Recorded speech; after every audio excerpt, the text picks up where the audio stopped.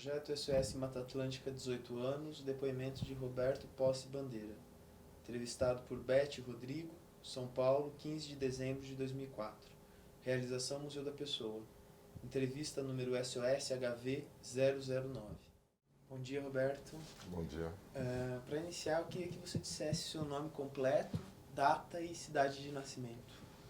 Roberto Posse Bandeira, cidade de Osasco, Grande São Paulo, 10/12/1959. Certo. E qual é o nome dos seus pais? Rubens Bandeira e Ivone Posse Bandeira.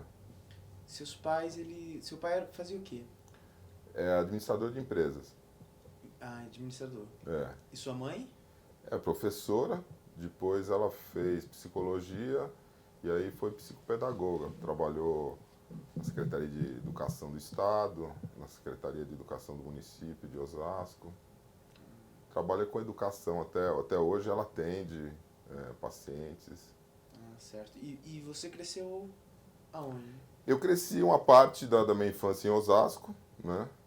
E eu, depois, mais já na partir do ginásio, eu fui estudar em São Paulo, ali num colégio, no Liceu Coração de Jesus, que é um colégio de padres, né? Ali perto da antiga rodoviária, ali da Júlio Prestes. E depois aí fiquei meio que em São Paulo, fiz faculdade, voltei, trabalhei em Osasco, fiz faculdade de economia em Osasco, depois eu voltei a estudar em São Paulo, então cresci um pouco em Osasco e um pouco em São Paulo. E de Osasco, quais são as lembranças da sua infância que você tem de Osasco?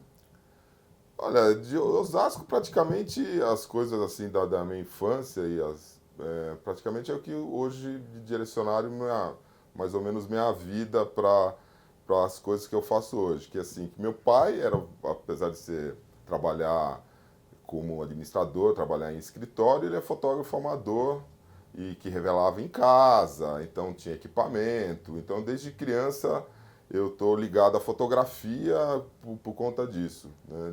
De fazer meu pai ganhar a primeira câmera com 5 anos de idade, que obviamente destruí logo depois, mas foi assim que eu comecei. Depois comecei a fotografar com a câmera dele, aquela câmera que você olha por cima, que usava em casamento, que é um pouco mais antigo, via os fotógrafos de casamento, então a gente tem uma câmera dessa que inclusive está comigo.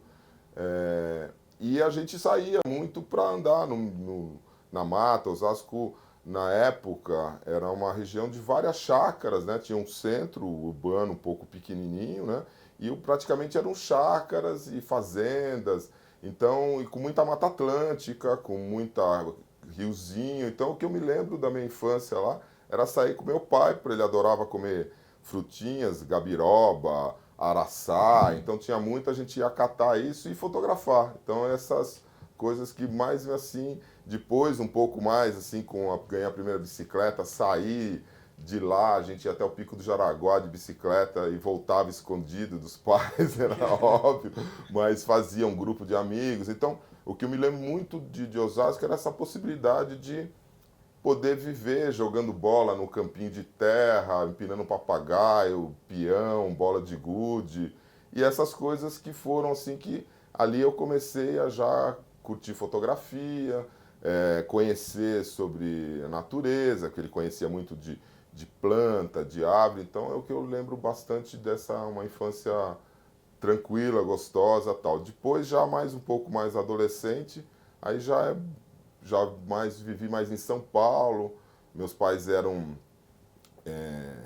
minha mãe, ou inclusive hoje, né, são fanáticos por cinema. Meu pai, até quando ele faleceu, eles iam sempre que podia um passeio e tal, era cinema.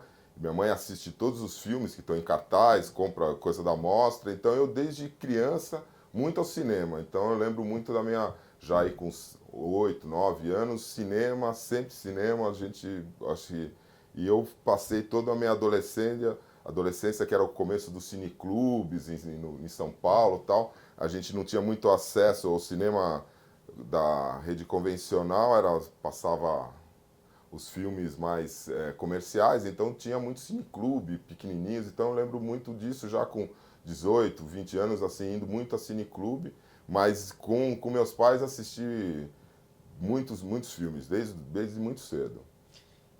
E que tipo de filmes eles te levavam assim? Qual o filme mais te marcou, que filme te Olha, marcava? Disney, né? Na época É. era muito Disney, tinha todos os filmes da Disney. A gente ia muito a teatro infantil, né? Então é uma época que São Paulo tinha muita peça de infantil, acho que assim, até assim, São Paulo o divertimento era um pouco diferente, né? Assim, hoje que é uma mega cidade do entretenimento, tem muita coisa, mas São Paulo tinha poucos lugares, assim, restaurantes, era uma coisa bem mais. Então tinha muito teatro, eu lembro de teatro, de cinema, assim, de filmes, eu lembro muito dos filmes da Disney.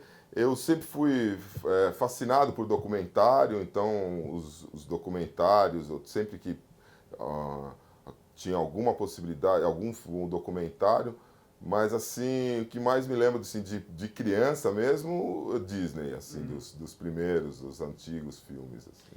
E até o ginásio você disse que você estudava em Osasco mesmo.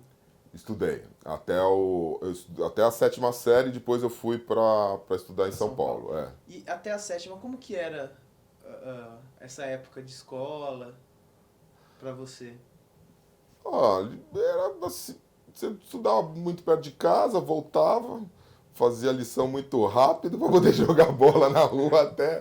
Lembro muito bem o dia que iluminaram a minha rua, foi maravilhoso, porque a gente podia jogar bola até de noite, né? Então era bem isso, assim. Ou na época que ia chegando o final, perto das férias, muito dentro de casa, fazendo papagaio. Eu lembro a gente fazia pilhas de pipa, já deixava guardado porque não podia perder tempo, se perdia uma, ia lá, já pegava a outra que estava pronta e já voltava a brincar. Então, era bem isso, assim, Osasco era uma cidade, era a rua, eu lembro até sei lá, os 7 anos, a minha rua era de terra, então a gente podia ficar jogando, tinha um campinho atrás, aquela coisa da turma do bairro vizinho, jogar contra no campo. Então é coisa bem apesar de estar assim dentro de São Paulo, eu tive uma infância bem de rural mesmo, assim, né? A gente lá era a região que a gente morava perto do centro, mas era uma ocupação bem esparsa, né? Não tinha muita gente como é hoje, né? Hoje praticamente Osasco tem 1.200.000 pessoas, então você vê não tem muito. Em 30 anos, 35 anos, a população. Então, Osasco era uma cidadezinha tranquila, você conhecia todo mundo. Então, era bem isso. Ia para a escola, da escola voltava a pé, já parando, já passava no coisa, às vezes já ficava por lá mesmo. Então, foi isso e muita brincadeira, assim, de coisa, carrinho de rolemã, todas as brincadeiras de coisas, a gente tinha uma turma enorme que já juntava, e as férias era bem isso. Aí depois, algumas épocas, ir pra praia com uma temporada, né? E pra onde? A gente ia pra São Vicente. Pra São Vicente? Ali perto da Biquinha, eu lembro de a gente ia na Biquinha, não tinha água, tinha que buscar na Biquinha, então era em São Vicente. E ficava ali, São Vicente, Ponta da Praia e tal. Tinha uma praia ali que atravessando a Ponte Pêncil, que era, acho que é Praia das Vacas, alguma coisa assim, que era uma praia mais distante ali do movimento, a gente ia para lá. Mas assim, isso foi assim, passava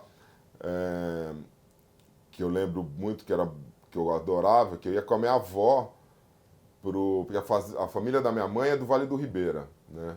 Toda família de imigrantes e tal, e que se estabeleceu ali no Vale do Ribeira, uma das primeiras, acho que, ocupações ali, o meu avô, eu não conheci o avô por parte da minha mãe, mas ele teve.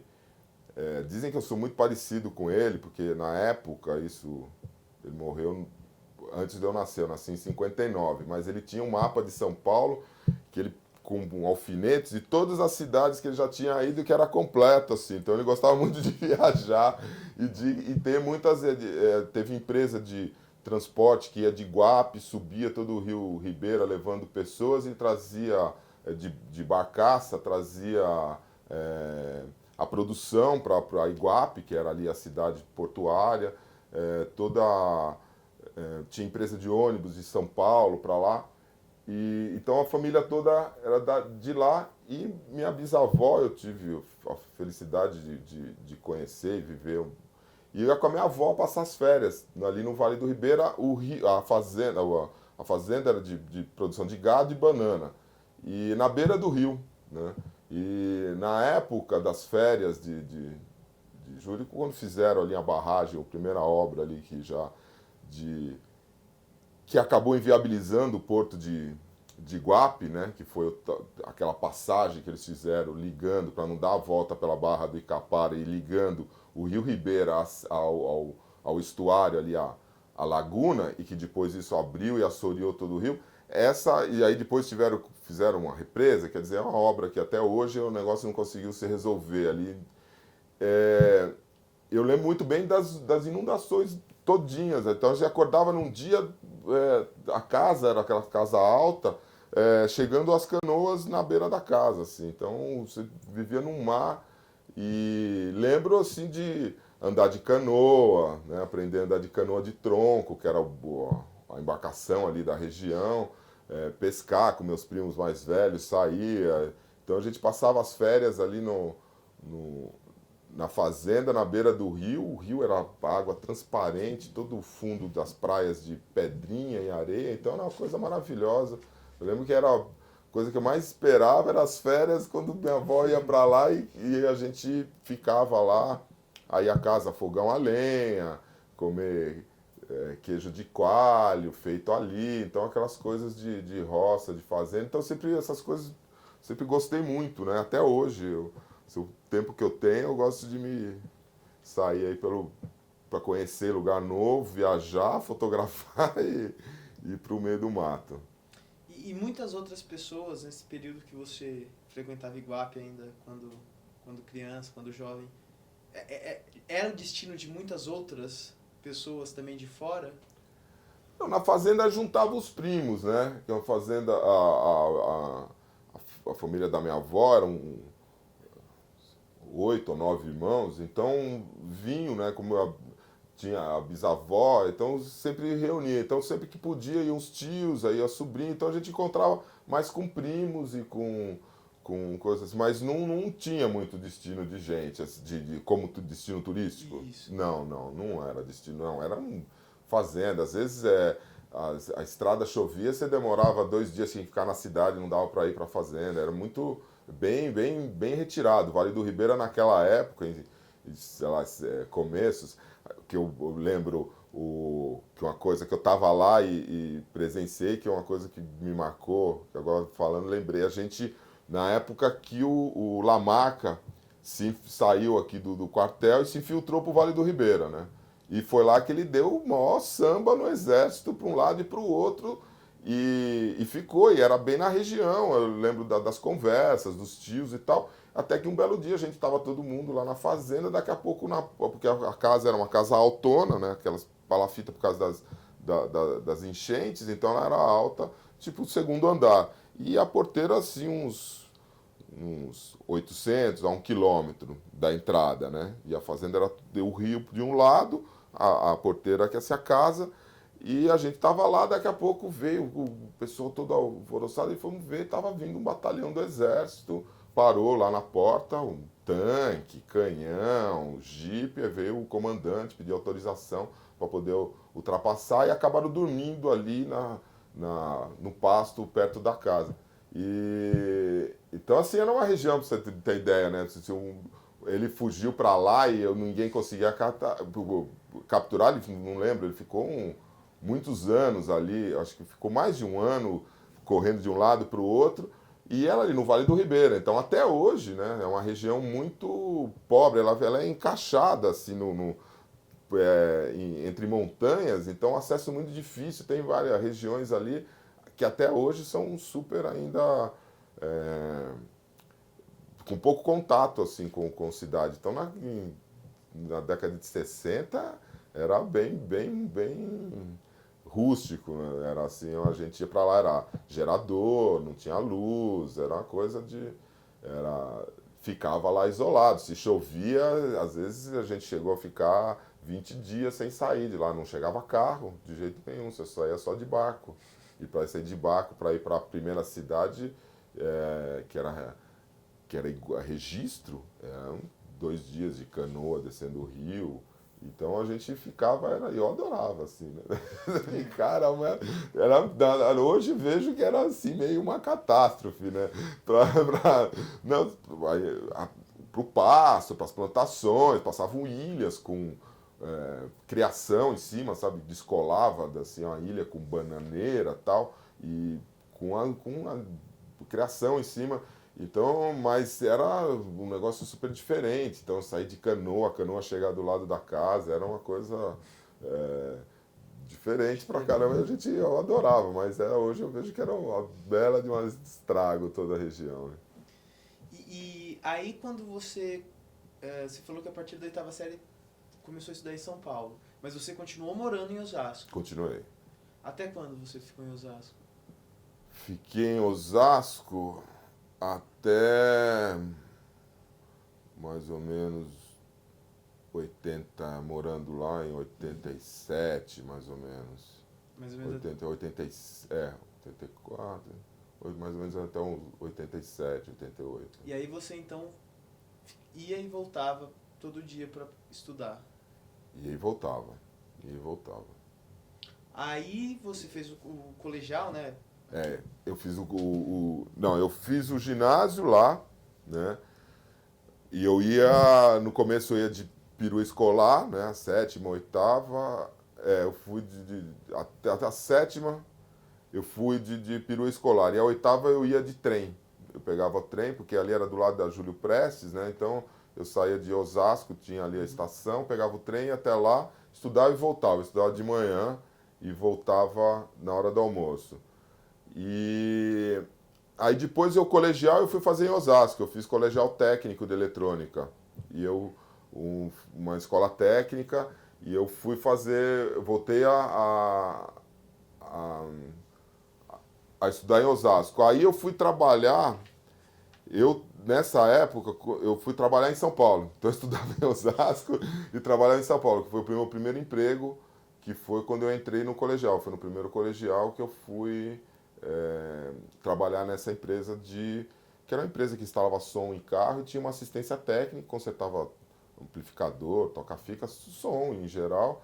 E eu fazia, na hora que o cliente trazia o equipamento, eu testava para ver se tinha, qual era o defeito mesmo. E na hora que ia entregar o equipamento, eu testava para ver se estava funcionando, se tinha sido sanado o problema. E aí nessa época eu estudava à noite em Osasco e trabalhava de dia em São Paulo. Então eu vinha cedo para São Paulo, trabalhava o dia todo, voltava, estudava à noite, aí ia para casa. Depois de lá eu fui trabalhar em Osasco. Aí eu trabalhei no Bradesco em processamento de dados, no centro de processamento de dados do Bradesco, que na verdade eram 3 computadores, um em cada andar, né? Assim que hoje 158, né? Qualquer computadorzinho hoje dava meia dúzia, eles ocupavam. Aí trabalhei lá um tempo, depois disso estava fazendo eletrônica, fui trabalhar numa assistência técnica da Philco, de televisão. Daí eu prestei teste e entrei na Polivox, no controle de qualidade. Aí na Polivox eu fiquei 7 anos. Aí a Gradiente comprou a Polivox, comprou a Garrad inglesa e a Polivox criou o grupo Gradiente. E aí eu fui trabalhar com desenvolvimento de produtos que a Gradiente ia desenvolver. Então eles pegavam os produtos, na época a gente já estava desenvolvendo isso em 80, 81, a gente estava desenvolvendo CD, videodisco, um monte de coisa. Desenvolvemos o teclado de telefone da Gradiente, esse teclado digital foi o primeiro, foi a Gradiente que fez e foi desenvolvido aqui. Eu participei do desenvolvimento de empresas, então eu pegava o que precisava e ia para as empresas. Como eu trabalhei muitos anos com controle de qualidade e conhecia todos os processos de fabricação, nessa época a gente implantou um sistema que hoje que virou hoje o ISO 9000, que era ciclos de controle de qualidade, né? Você criava um ciclo de controle dentro da empresa, todo mundo envolvido naquele conceito de qualidade que você queria, para que todos fizessem, seguissem a mesma qualidade, porque existia assim, era o começo do desenvolvimento, acho que também da indústria mais fina, assim, então você tinha uma empresa, o cara cuidando de uma parte que na produção aquilo ia ficar dentro do aparelho, então não tinha necessidade e outra parte não era. Então a gente criou nisso e isso eu acabei conhecendo os processos de fabricação para poder resolver todos os pepinos, porque eu acabei ficando lá logo, 18 anos, eu acabei ficando chefe do controle de qualidade e acabei assumindo o controle de entrada, controle de saída, fui fazer um monte de curso, acabaram investindo, eu gostava da história e acabei fazendo uma série de cursos que hoje, até hoje, eu uso, são bons para você saber produção, como é que é. E aí disso eu fui fazer desenvolvimento de produtos, né? Por causa desse conhecimento. Juntou, eles criaram um centro de desenvolvimento da Gradiente e me chamaram para fazer... eu atendi as várias diretorias, né, de acústico, de eletrônico, design, mecânica, que tudo que envolve na produção de um equipamento de som. E aí eles falaram, olha, nós vamos fazer esse equipamento e sair atrás de empresas que poderiam fazer aquilo, até fazer um piloto, para a gente fazer a linha piloto, para ver se o produto, alguns não entravam em linha, outros entravam. Então a gente fazia isso, que foi muito bom. Eu fiquei vários anos rodando, então aí eu aprimorei mais aí o conhecimento de produção, de praticamente quase tudo, né, que envolve... que me ajudou também, que me ajuda até hoje. Eu, em vídeo, por exemplo, na Bahia, eu desmontei uma câmera de vídeo com canivete para consertar o back focal. Assim, o cara olhava assim no meio do mato, ninguém falava assim, precisava, tinha que fazer. Vimos que estava fora de foco lá, era o negócio. Eu falei, eu sei o que é isso, fui lá desmontando, fui lá, pum. Então ajuda sempre. Mas eu mudei, né? Aí foi em 84 que eu saí da Gradiente, que eu dei uma guinada.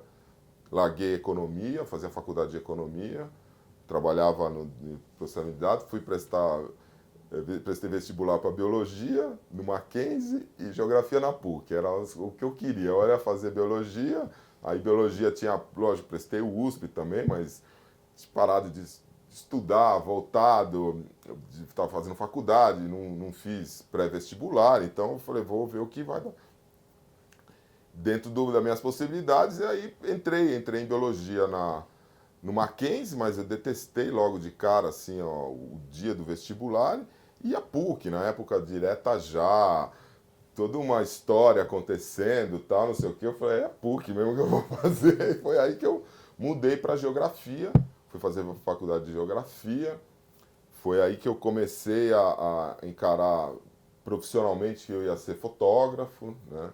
Que na verdade a geografia era uma coisa que juntava meio que as duas coisas, fazia uma... E aí que foi que eu dei uma...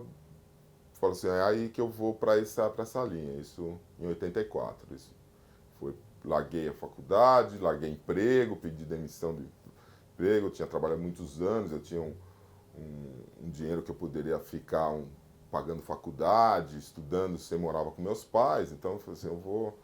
E até ver o que eu queria. Foi aí que eu comecei, foi aí arrumei logo de um amigo que era fotógrafo, estava com um estúdio, meio parado, só fazia foto de formatura de escola de balé e tal, não sei o quê, e queria entrar na área mais de comercial. E eu conhecia um monte de empresas, né, que precisavam, de um lado, por um lado técnico, que faziam peças, mas que precisavam de fotografia, e eu falei assim, bom, tudo bem, eu faço essa parte comercial de contato, só que eu quero fotografar no estúdio junto. É a minha... Pra eu estar, porque eu não é a área, eu não saí de uma empresa que eu tinha salário, mordomia e tal, para virar um representante comercial. Meu negócio eu saí porque eu quero fotografar, então. Aí a gente entrou num acordo e foi aí que comecei a fazer, junto com a faculdade, entrei nessa ideia com esse amigo que foi amigo até o primeiro ano. E a gente montou. Primeiro sócio, a gente nunca esquece. Aí a gente montou, aí não deu certo, brigamos tal. Era até uma ideia bem de vanguarda, porque a gente saiu um pouco da agência. Então tinha uma pessoa de criação, eu de mais comercial tal, e um cara de estúdio, de técnico, de fotografia. E a gente, logo de cara, fizemos Valizé, Valmete, conseguimos um monte de coisas, fizemos lançamento do Santana, fizemos um monte, deu muito certo. A gente deu tanto certo, assim, a história, que deu a briga, porque começou a ver que o negócio ia crescer muito, e esse cara, que era o cara, assim, que, na verdade, ele tinha a casa onde ele morava e era o estúdio, e a gente foi para lá, então ele se sentiu que ele poderia o negócio ia crescer muito e a casa era dele, então e tal, não sei o quê, tirou a gente da jogada e não deu certo. Né? Deu certo um período e acabou indo, porque voltou ele sozinho, trabalhar não dá certo, você tem que ter equipe, pra você crescer sozinho, você cresce até um ponto. Então, foi daí que eu fui para a W Brasil. Porque também foi uma história ligada à coisa. Na época eu fazia geografia, tinha saído disso, já estava fotografando, tinha comprado meu primeiro equipamento. Falei, vou sair dessa história. Falei, vou fazer uma viagem com meu irmão para o Pantanal. Ficamos de Fusca, ficamos um mês e meio viajando de Fusca, os dois alucinados. Pantanal, Mato Grosso, para onde ia, a gente pegava uma carona, aí conseguimos carona de Bama, fomos de barco, atravessamos e conseguimos, eu fiz um material legal. Aí já fazendo lá geografia na PUC e tal, pintou o cara que hoje é meu sócio, né, nas empresas que eu tenho, que ele fez engenharia, tinha também não se dado muito bem com a engenharia, foi para os Estados Unidos, tinha voltado, não sabia direito, não queria muito trabalhar com engenharia, queria uma coisa mais ligada à cultura, à arte, e a gente tinha conhecido um chileno que tocava violão e charango e compunha muito bem, e um amigo nosso que acabou até faleceu muito cedo, tal, que era um saxofonista, compositor, já tinha tocado com Hermeto com 18 anos, o cara era um gênio, tanto é que tão gênio que foi embora logo. E aí rolou de a gente fazer um negócio que chamou Percepção, Natureza e Arte, que era assim, eram slides, dois projetores com um carrossel de slide projetando com sincrotape, dois poetas declamando ao vivo e dois músicos tocando ao vivo. A gente montou essa história e coisa de natureza. As poesias foram compostas falando sobre coisas ligadas à natureza, à preservação, e a música foi toda composta. A gente estreou lá no MASP. Assim, do nada juntou, conseguimos espaço no MASP, juntamos, e o negócio ficou muito legal, assim, ficou a coisa até que incomodava um pouco as pessoas, porque apagava a luz, você achava que assistia um cinema, daqui a pouco uma pessoa declamando, entrava uma música ao vivo, começava a acender as coisas, então... E esse negócio deu tão certo, a gente foi meio que uma coisa assim, meio para fazer uma temporada, que a gente ficou um ano em cartaz rodando e fomos terminar no Centro Cultural São Paulo. Passamos em vários teatros em São Paulo, apresentamos em vários lugares. E foi super legal, porque a gente apresentamos acho que na PUC também, ali no Pátio da Cruz, juntou todo mundo, fechou, porque entrava ninguém tocando e com projeção. Então, foi super legal e saiu daí o meio, assim, o que eu me trouxe bem dentro da questão de meio ambiente, que a gente montou quase todos os audiovisuais de ecologia que passaram para as entidades de 84 para cá. Então a gente ficou muito conhecido dessa história de montar audiovisual por esse Percepção, Natureza e Arte. Nessa história, a esposa de um dos poetas era fotógrafa da W Brasil, que é a Ana Teófilo, que é uma pessoa super conhecida, de Pernambuco, e veio para cá e assim tinha uma coisa com a luz de Capricórnio, que ela tinha que ficar debaixo do trópico de Capricórnio aqui em São Paulo, porque era muito diferente, e ela viu essa luz, até lembrando disso, porque eu estou fazendo um projeto que é do trópico de Capricórnio, e eu lembro disso, ela que veio, as coisas que ela... E que ela me via e gostou das fotos e me chamou para trabalhar na W Brasil. E aí foi que eu fui trabalhar no estúdio de publicidade, fiquei lá um tempo Aí esse amigo que era músico, o saxofonista, ia fazer uma pesquisa de música no Pernambuco.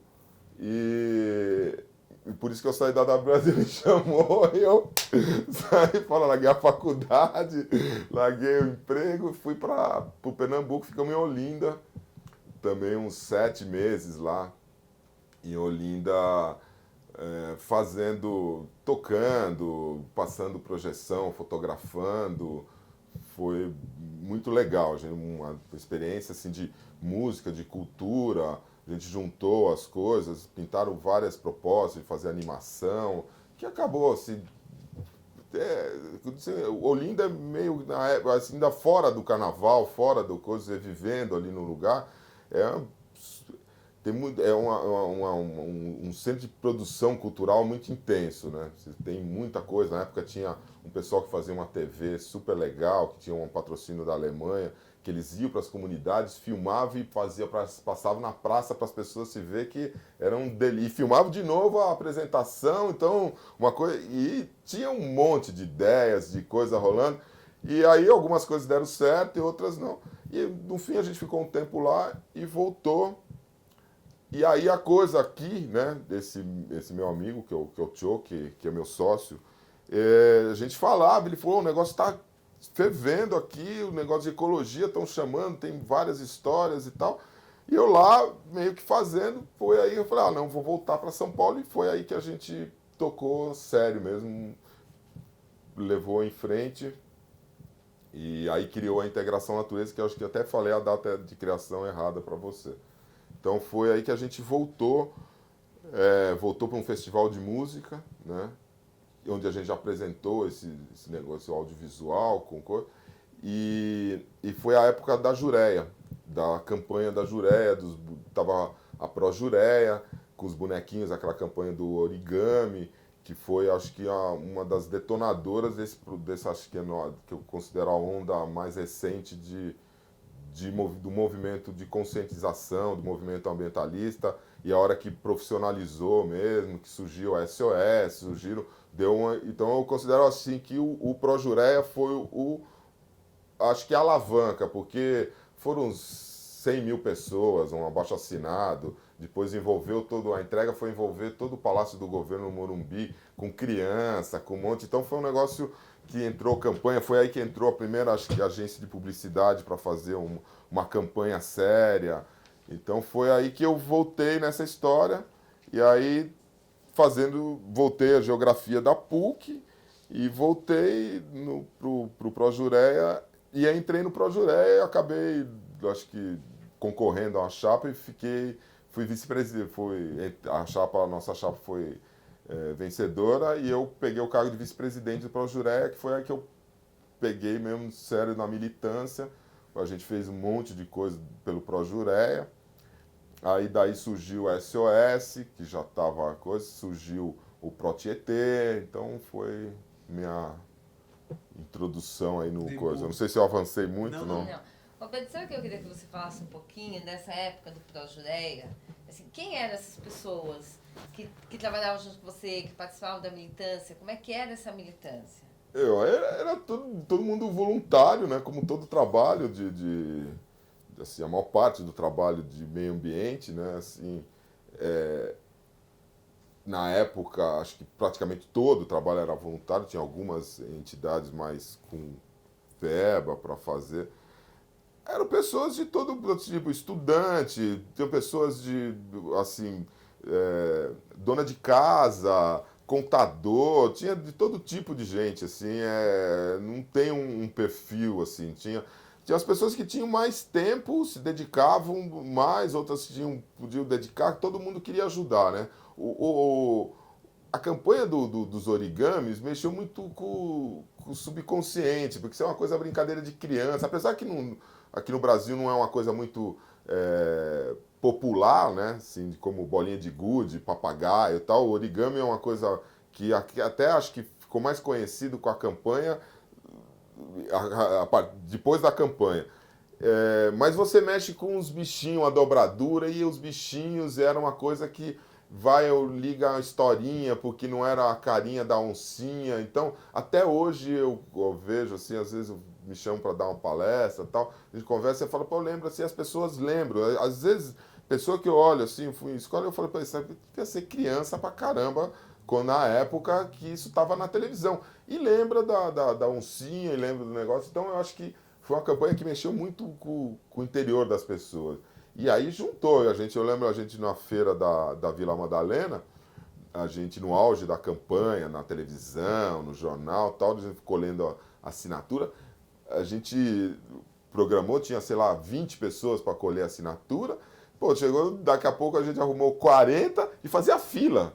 Você já viu um negócio, assinar um abaixo-assinado no meio da fila da feira da Vila Madalena, você com a prancheta aqui preenchendo e 4, 5 pessoas esperando para poder preencher. Eu falei, pô, a pessoa faz fila para preencher um negócio. Então, as pessoas queriam de todo jeito ajudar. Então, como sempre assim, a gente tem outras experiências em outros projetos de ecologia, as pessoas têm muita disponibilidade para ajudar, assim, tem muita vontade, né? O difícil é você canalizar, porque a gente tinha muita dificuldade de coordenar isso.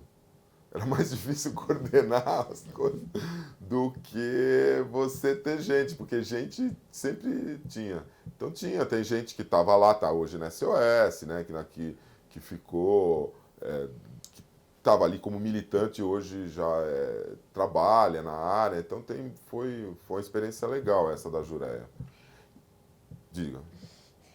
Assim, o seu interesse pelas causas ambientais, você acha que foi sem querer ou tem alguma coisa que te marcou? Você falou, não, é isso...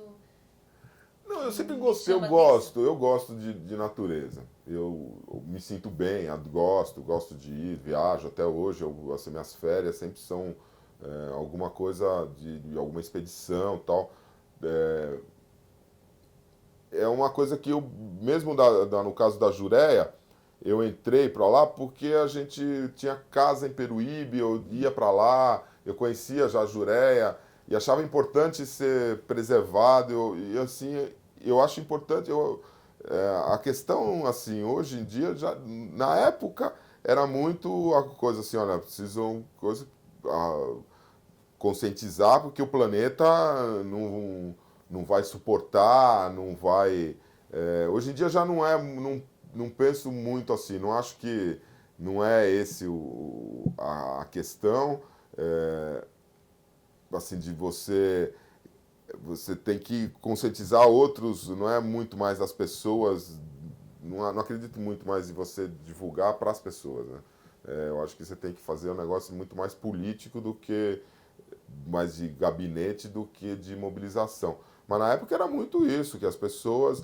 E, na verdade, as pessoas não tinham muito conhecimento. Então, era uma época de a gente divulgar as coisas para as pessoas terem... Eu acredito que esses movimentos hoje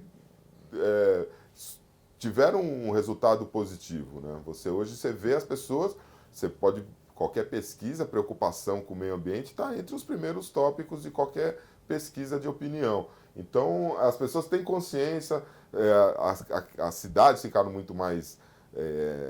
difíceis de viver, então as pessoas se sentem muito mais próximo essa coisa de poluição, falta de água, está chegando mais perto, calor excessivo, chuva excessiva, então as pessoas estão tendo mais consciência, mas eu acho que o grande, assim, alavanca saiu daquela época aí de 87, 88, 89, até a Eco 92, quando foi que deu uma profissionalizada e até na Eco 92 deu uma baixada. Eu acredito que o movimento baixou um pouco mais a poeira. Mas veio tudo dali. Eu acho que... E da Jureia eu acredito que foi um dos primeiros mesmo. E você, quando estava na Projureia, assim, era uma coisa muito isolada, vocês trocavam informações com outras ONGs? Quem eram essas ONGs? Não, tinha ajuda, né? Depois aí saiu foi criada a SOS, a gente brincava que era irmã rica, irmã pobre, então a gente porque era uma fundação, já tinha um verba, e a gente era associação, era doação, então sempre teve um intercâmbio. Até hoje a gente tem um intercâmbio, as pessoas estão meio que espalhadas nas entidades, mas não, não tinha assim, a informação era um negócio muito novo, tá todo mundo muito aprendendo, né? Mas tinha uma troca. A gente tinha o pessoal da Biodiversity de Belo Horizonte, trocava aqui, a gente tinha umas informações, algumas experiências de fora, mas não era uma coisa que fosse porque, na verdade, estava todo mundo meio que experimentando, as coisas estavam acontecendo, né? E nos anos 80 foi quando começaram, como você mesmo disse, esse crescimento da questão das ONGs voltadas ao meio ambiente, né? Anterior a isso, você tem alguma lembrança de algum fato marcante ou de alguma instituição que tivesse algum tipo de trabalho voltado nesse sentido? Antes dessas que, você, como você disse, já foram mais profissionais mesmo e mais... Olha, na verdade, que acho que um pioneiro é o pessoal de Porto Alegre, né? Acho que é a PEDEMA, Associação Porto Alegrense, que era que foi, esse eu até esqueci o nome dele, mas foi assim, considerado como o papa ali dentro do movimento ambientalista, mas assim, eu acho que antes disso, não me recordo não, viu? Assim, de entidade que tenha feito uma questão de meio ambiente, não O era. assunto também não era um assunto Não muito era. presente na mídia, Não era nada. nos meios de Assim, comunicação. ONG surgiu dessa época, né? Esse termo ONG, na verdade poderia ter ONG, mas que trabalhava com assistência social, criança, mas não era um chamado de ONG. Esse ONG, eu acredito que essa palavra organização não governamental vem muito da questão do movimento ambientalista. Eu acho que surgiu ali e surgiu depois com as entidades que trabalham com direito, com as pessoas ali surgiu mas dessa época. Antes disso eu não me recordo nunca de ter ouvido falar alguma coisa sobre ONG. Era a Associação do Amparo ao Menor, associação, não tinha essa coisa de ONG. ONG é uma coisa recente, né? Acho que vem de 90 para cá, assim, que a gente chama ONG, né? Que todo mundo sabe, ó, se eu trabalho numa ONG, então todo mundo já sabe o que é. Antes disso, o quê? Mas não lembro nada disso, de entidades que trabalhavam. E você acha que essas ONGs brasileiras ambientalistas, né, elas tiveram uma influência muito grande na sua constituição das ONGs internacionais, como Greenpeace, WWF, que já existiam e que já tinham algum renome internacional, ou você acha que elas têm uma... Não entendi. Você acha que na constituição dessas ONGs ambientalistas brasileiras houve algum tipo de influência no modelo das ONGs internacionais ambientais? Olha, cada ONG tem uma linha de ação bem característica, né? Você tem um DNA de cada... e elas mantiveram esse tipo de ação. Eu acho que uma coisa ou outra tem de influência em alguma ação, mas eu vejo todas elas diferentes. Eu não vejo, sabe, não tem nenhuma assim, ONG brasileira que atue como o Greenpeace, né? Sim, a SOS tem um estilo de coisa, a WWF, que poderia ser mais parecida com a SOS, tem um outro tipo de trabalho. Elas têm algumas coisas que elas são parecidas em algumas linhas de ação, mas elas são tem uma personalidade. Eu acho que o movimento brasileiro ele tem uma personalidade assim, cada grupo trabalhou de um jeito e teve um tipo de ação. Acho que não tem muito esse tipo de influência. Não vejo. Não. E a Projureia dividiu o mesmo espaço que a SOS, a fundação? Espaço de escritório mesmo, sede? Não, ela ali, perto da PUC, ali na Cardoso, né? E não, lá ela tinha a sede toda dela própria e tal. E depois, quando ela já estava no último ano de funcionamento, que ela estava.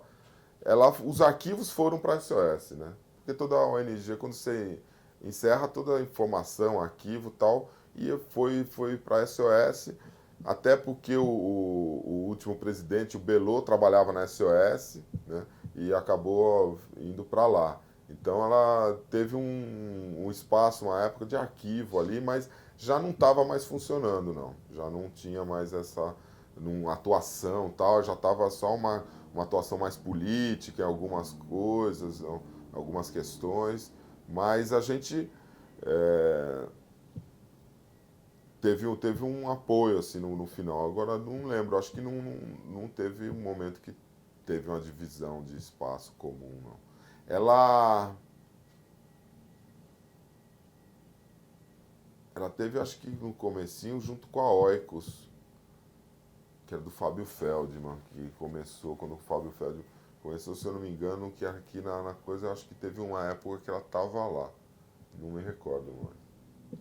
E, assim, você acha que desse período que você estava na Projureia e tal, mudou muito a coisa em relação ao meio ambiente? A questão ambiental? Olha, ela ficou uma coisa bem mais profissional, né? Acabou essa coisa de militâncias e não vê muita. Não tem muito mais de campanhas e tal. É, eu acho que ficou bem mais profissional, mais segmentada. Deu uma bela mudada, assim, a gente na época da Projuré era, assim, todo mundo era com a vontade, com o coração, tal. Hoje você tem uma coisa mais profissional, mais técnica, que é legal, que eu acho que dá continuidade, né, ao trabalho, porque a grande dificuldade do voluntário é isso, né? Você manter todo mundo animado e trabalhando de graça. Não é uma coisa fácil de você fazer. E as pessoas não têm muito mais tempo. Então, você vai cada vez piorando mais o seu tempo, o trânsito é maior, acaba consumindo o seu tempo livre. Então, acho que hoje as pessoas têm um pouco mais de dificuldade de se doar, né? Eu vi esses dias, escutei uma pesquisa que foi feita, que pesquisaram acho que 7 países sobre voluntariado. E o Brasil ficou em último, né? Sendo que dos que estavam, da maior parte dos que no Brasil fazem alguma coisa de voluntariado, estavam ligados à igreja. Então, assim, ninguém faz nada de que eu acho que é a coisa mais importante nessa questão toda, por cidadania, né? Essa questão de, na verdade, quando você briga por uma floresta, por um parque, por uma coisa, você está exercendo um ato de cidadania, porque você não está brigando porque você quer aquele parque para você ou aquele bichinho para você levar para tua casa. Não é uma briga sua particular, é uma briga de cidadania. Você quer aquilo para que aquilo seja preservado para a futura geração. Então, esse aspecto de cidadania que é o que envolve o voluntário. O voluntário ele vai fazer porque é cidadania. E o brasileiro não tem essa coisa de cidadania. Ele não sabe o que é, o que é direito dele. Ele não tem isso, é meio confuso, né? A gente foi estrategicamente feito para que você não tenha essa consciência. Então, as pessoas não sabem defender. Falam assim, eu vou brigar para não cortar essa árvore. Por quê? Porque ela faz sombra, porque vem os passarinhos. Não, porque é um direito seu respirar um ar melhor, de ter uma coisa, e você tem direito àquela árvore ficar ali. Então, na verdade, esse fato nunca foi abordado com clareza, né? Então, hoje, eu até escutei essa pesquisa, falei assim, pô, realmente, as pessoas fazem porque, tô com dó, porque com pena, eu vou ajudar porque ele está passando fome ou porque está passando necessidade. Você vê aqui o Brasil, quando acontece alguma catástrofe, a quantidade de doação, todo mundo vai lá, doa roupa, alimento e tal, quando você tem caiu o terremoto, não sei na onde, todo mundo vai e ajuda. Porque tem dó, né? Não porque é uma cidadania, nada. Então, essa consciência de cidadão, eu acho que é o que falta e é o que deu uma morrida no voluntário. Hoje, você não vê movimento ambientalista voluntariado. Você não vê. Eu participo de um que mas é de uma certa forma e é porque algumas pessoas têm interesse, que é o Catrazes, que é a ilha aqui, que eu acho que é a maior briga de cidadania em todos os aspectos. É uma ilha protegida, a Marinha infringe não sei quantas leis, desde a Constituição, passa por cima, tratorando tudo, e ninguém fala nada. Parece que agora no Rio de Janeiro, uma faculdade de Direito, eu recebi um e-mail aí, criaram um grupo de discussão sobre o direito à cidadania. Qual é o direito da Marinha ir lá e atirar em Alcatraz? A Galápagos brasileira, agora atacou, ficou 8 dias pegando fogo. Queimou, tem 20 espécies endêmicas que estão estudando. Então, a gente tem, todo mundo do projeto é voluntário, ninguém recebe nada. Nós estamos há 15 anos brigando lá. São 15 anos. Eu vi outro dia minhas fotos, estava fazendo material para montar a exposição, e as fotos, você não tinha cabelo branco, ela não viu. Eu falei, eu estou ficando. O Capô, que é um desses, eu liguei pro Capô, vamos criar o parque, porque senão eu vou de bengala, não dá. Então a gente. É uma briga de cidadania lá, a gente tem essa consciência. O grupo que trabalha. A gente briga para criar o parque, porque interessa se a Marinha falar, o parque daqui a pouco vão invadir, não interessa se vão invadir, isso é outro problema. Isso é um problema de fiscalização, de administração. Interessa é que a Marinha não tem direito de ir lá e dar tiro, porque ninguém no Brasil pode fazer isso. Se você matar qualquer bicho, ou espécie silvestre, ou colocar fogo, você vai presa. Qualquer um. Está na Constituição. Por que a Marinha tem essa... Então, essa é uma coisa que a gente coloca muito da cidadania nesse aspecto. E lá o grupo, que basicamente são pesquisadores, são voluntários. Mas eles têm... alguns conseguiram verba de pesquisa para desenvolver a pesquisa, outros têm interesse em estar pesquisando, porque é um negócio que tem a possibilidade de escrever uma espécie nova para um pesquisador. Então, são voluntários, mas são voluntários com um interesse, né? Mas acho que, fora isso, eu não vejo assim grupo de... O Greenpeace tem um grupo voluntário, mas tem um grupo de ação mesmo, é um grupo profissional, contratado, e aí você chama alguns voluntários para determinada ação, mas não participa da organização, da discussão e tal. Nesse grupo do coisa a gente discute, todo mundo tem voz ativa. Então, eu acho que é um pouco isso que deu uma esvaziada, né? Depois da Juré, deu uma bela esvaziada de voluntárias, pessoas. Eu acredito que é isso, um pouco a falta de tempo das pessoas, que aumentou a dificuldade, e outro um pouco dessa falta de consciência mesmo, que tem o direito de estar lá e brigar e exigir as coisas. Você participou da Eco 92? Participei. E qual a importância que ela teve, assim, na sua visão? Olha, eu não... Da questão política porque são duas Eco 92, né? Tem a Eco 92 que todo mundo viu, que todo mundo foi e tal, que era, na verdade, uma grande feira para mostrar o que estava sendo feito no mundo todo. Eu acho que foi legal, assim, para ter esse intercâmbio. Eu, particularmente, não mantive grandes outras coisas, mas a gente conseguiu fazer algumas coisas em função de Alcatraz, a gente conseguiu dar que as pessoas conhecessem, levar isso para fora, deu uma ajuda na divulgação, porque estava todo mundo ali discutindo. Eu acho que foi importante nisso, das pessoas verem, discutirem, ver que foi uma feira legal, sem quase nenhum tipo de problema, né? De confusão, tá todo mundo ali convivendo legal. E tem a questão política, né? A política fizeram a Rio+2, Rio+5, Rio+10, Rio+15. É aquela história, né?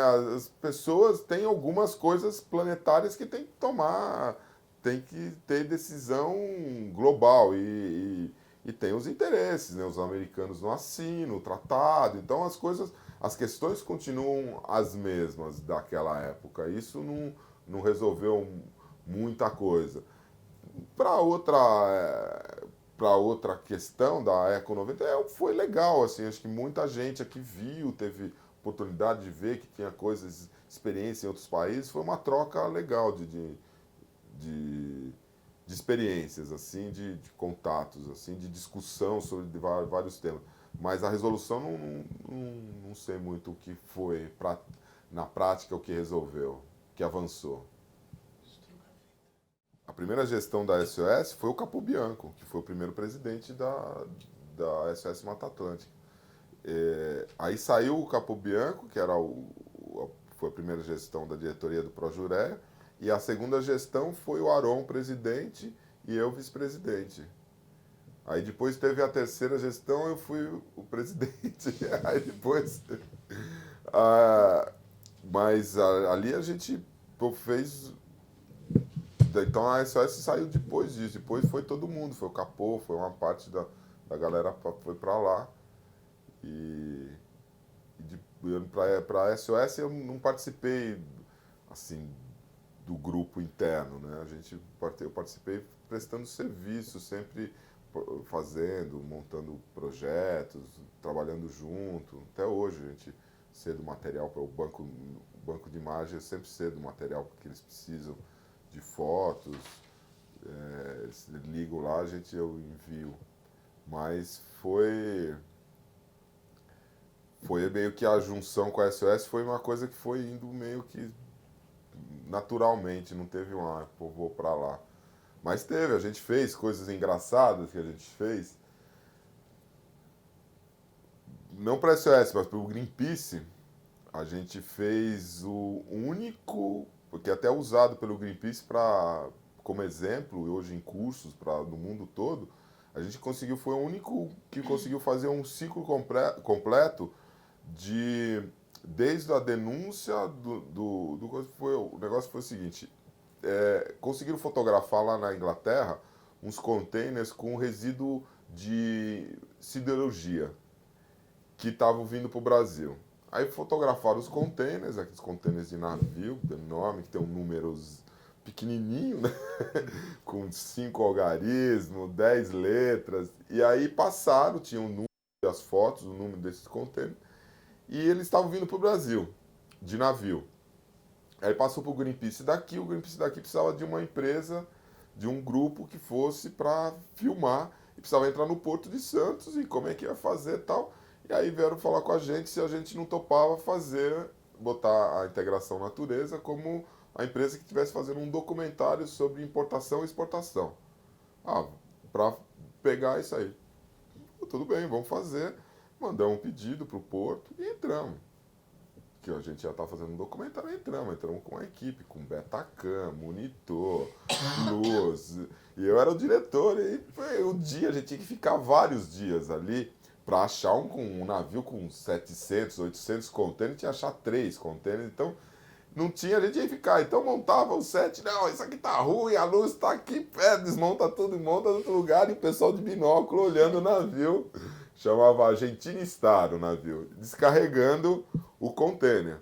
Aí ficamos nisso 3 dias, entrava e saía, ia para cima e para baixo, e montava a equipe toda com câmera e tal, montava apresentador, o cara fazendo, e o cara errava, e tinha que refaz, nem fita às vezes a gente colocava na câmera, porque o negócio era enrolar. E ficamos lá durante 3 dias fazendo isso, até que vimos o container, filmamos, fotografamos, tá legal. E aí tinha o container, sai de lá, vai para a aduana, ali Nesse processo todo, o pessoal que trabalha, os estivadores, já começaram a desconfiar o que esse bando tá fazendo. Não dá para ficar enrolando muito tempo. E vieram nessa, não, o que é, qual é que é, tal, não sei o que, procura container daqui, número. Aí abrimos para os caras, falaram, olha, é o seguinte, container. E eles ficaram do nosso lado porque eles ganham um adicional de insalubridade quando é resíduo tóxico. E o negócio veio para o Brasil, na nota fiscal, como um micronutriente para a indústria de adubo. E aí, para uma empresa de Suzano. E os caras ficaram do nosso lado porque ficaram bravos. Não, é absurdo, estão trabalhando aqui, então... E ficaram, e aí isso daí foi para uma aduana e a gente ficou meio... Passou 1, 2, 3 dias, a gente ficou todo mundo de prontidão aqui em São Paulo, até o dia que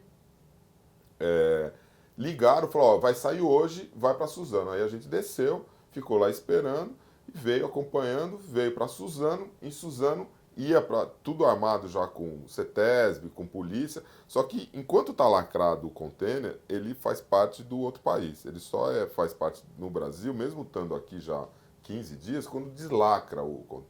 E quando chegou aqui em Suzano, que foi deslacrar, a gente arrumou um buraco, abriu um buraco no muro da aduana com ferro, botei a câmera, outro subiu, tal, a hora que a gente conseguiu fotografar tudo, fazer as imagens e tal, que eles tinham deslacrado o container, aí foi acionada a polícia, foram lá, pá, e lacraram tudo, né? E pegaram as amostras todas e lacraram o container. E aí foi todo o processo e tal. No outro dia do container ser preso, o Greenpeace falou assim, nós temos que filmar a empresa que ia receber isso.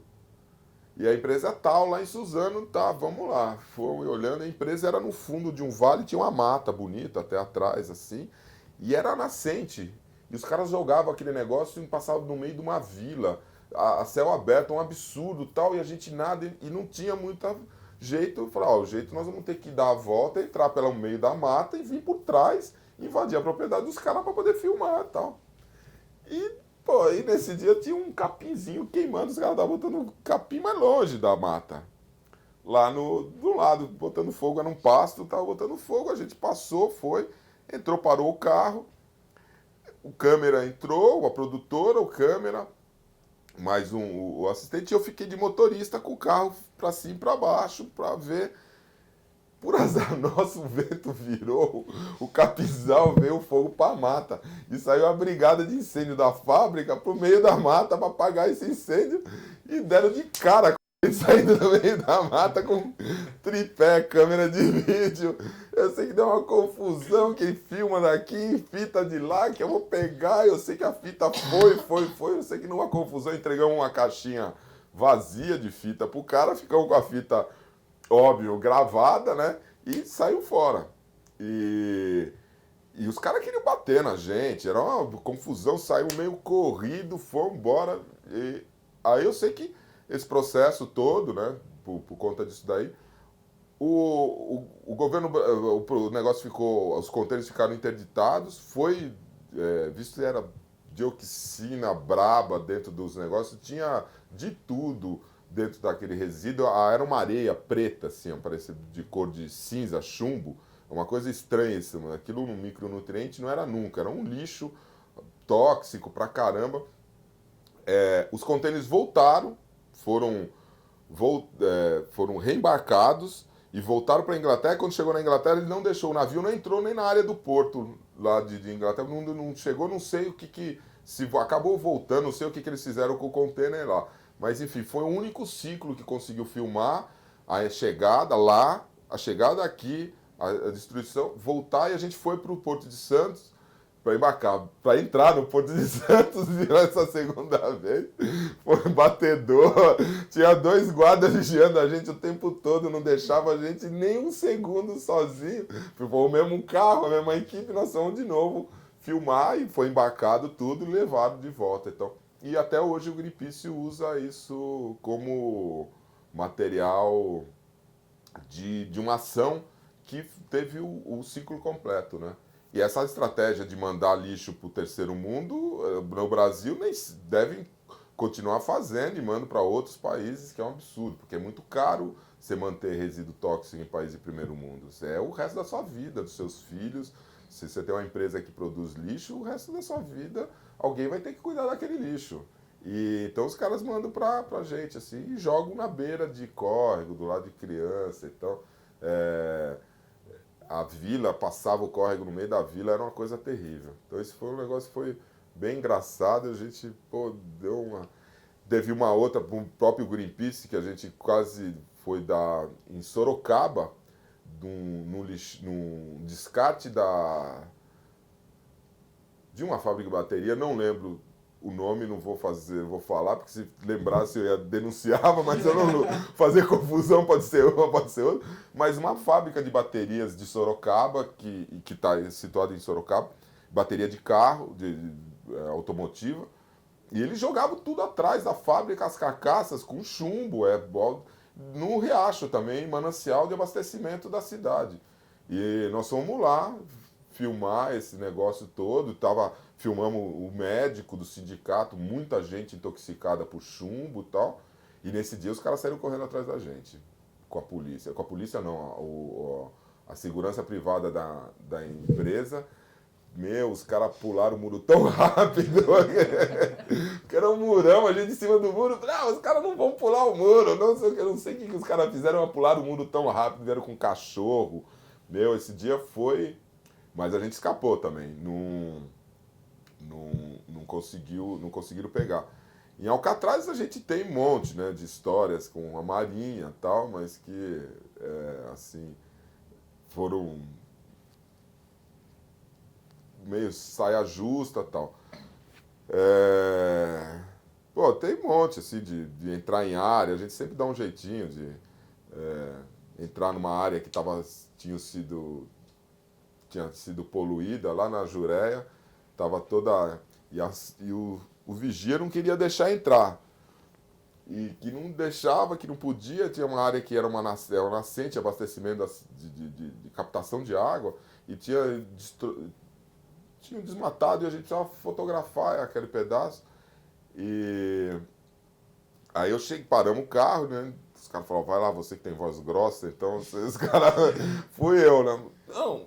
Não, pode entrar. Eu falei, não, mas eu sou jornalista, precisamos fotografar e tal. Não pode entrar. O dono falou que não entra ninguém. Falou, mas ele desmatou, a gente precisa ir documentar o negócio. Assim, não, mas ele falou que não entrar só com papel. Ele falou assim, precisa de papel? Não, se tiver papel, entra. Eu falei, aí eu cheguei no carro de novo, peguei uma pastinha, dá umas folhas de papel. Mas que papel? Dá papel aí, pra mim não interessa. Botei um papel numa pasta, voltei lá e falei, mas eu tenho papel. Se eu tenho papel? Eu falei, tenho, aqui é o papel. Aí abri, fechava e botava a pasta debaixo do braço. E o cara, não sei o que. E eu falei, não, mas o papel, eu falei, tá aqui, ó. Quando ele ia ler, eu fechava e botava. Aí, não, com papel, pode entrar. Entramos, fomos lá fotografar a área que tinha sido desmatada também. E para isso eu acho que a gente fez um trabalho grandão, mas que teve algumas coisas interessantes também a gente fez o levantamento de campo do Atlas do Remanescente, o primeiro levantamento de campo do Atlas do Remanescente da Mata Atlântica. E a gente fez de carro, de Toyota, foram, sei lá, uns 40 mil quilômetros pelo Brasil, foi da Bahia até o Rio Grande do Sul, e de avião, voando, sei lá, umas 50 horas, 60 horas de sobrevoo. E aí a gente voou todo tipo de aeronave. Em Minas a gente pegou uma que chegou na metade, o cara tinha feito uma adaptação, né, para botar um GPS no acendedor de cigarro do avião, um aviãozinho. O Cessna tem um acendedor de cigarro, incrível, parece, né? O avião é minúsculo, mas tem um acendedor de cigarro. E aí o negócio entrou em curto, queimou, deu pane elétrica no avião. E a gente, lá pra cima do Vale do Jequitinhonha, divisa de Minas com a Bahia, do sertãozão. E sei que deu pane no avião e o piloto pegou e falou, ó, dá uma olhada, eu vou dar um rasante no capinzal, que era uma pista abandonada, pra gente ver se a gente... Vou aterrissar ali pra ver se a gente aterrissa. Olha se não tem buraco, tronco, pedra. Pô, 170, 180 por hora passando. Pô, aí aterrissou, né? Pô, aterrissou, abrimos um buraco no meio do capinzal. Aterrissamos, o cara foi lá, não deu jeito de consertar a pane. Aí eu falei, pô, agora como é que nós vamos ligar o avião? Ele falou, não tem problema, não. Você segura. Fui eu, tava na frente, segura, acelera aqui que eu vou lá e vou virar. E eu falei assim, que nem desenho animado. Eu falei, exatamente. Foi lá, deu a partida no avião e a gente fez o resto do trabalho todo. Deixou a gente num aeroporto e ainda voltou à noite para Belo Horizonte. O cara é maluco, assim.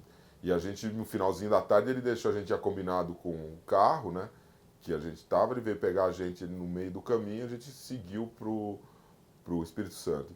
Mas nesse trabalho foi muito legal, a gente teve coisa, a gente viajou a Bahia todinha, de atolar o carro, depois do dia inteiro trabalhando, porque quando ele trabalha no campo, ele sai antes de amanhecendo, antes de trabalha até a hora da luz, né? Depois para, e aí que você vai almoçar, jantar, tomar banho e tal. Então a gente estava fazendo uma volta e aí a gente passou por na Chapada do Diamantina, passou por uma cachoeira que a pedra era cor-de-rosa.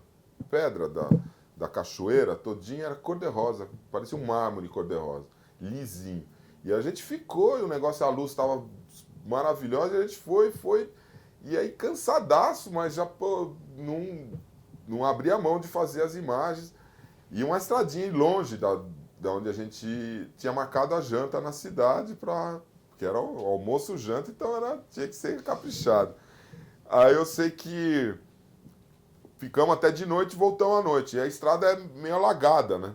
Assim, boa parte da estrada a água cobria, rasinha, porque era beirando uma serra, então descia muita água dessa serra. E a gente parava e descia e ia andando para ver, andando no alagado, se não tinha buraco e tal. Fizemos 200. Aí chegou uma, não, olha essa aí, não vamos fazer, já tinha passado o tempo, assim, decidimos que, não, vamos passar sem olhar. Dito e feito, passamos e pá, atolamos a Toyota nessa daí, eram umas 8 da noite.